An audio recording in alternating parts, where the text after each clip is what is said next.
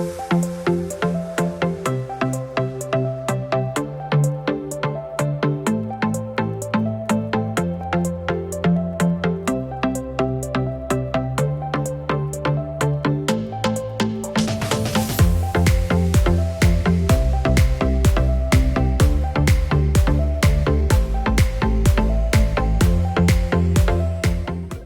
I'm Mohammed Ali and I'm from the YouTube channel Mohammed Ali Travel.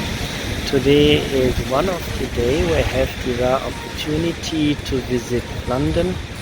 It is raining a little bit, but I really hope that I can make the most today. I'm currently here in Kensington Gardens, which was previously the private garden of the Kensington Palace, at the same time the birthplace of Queen Victoria.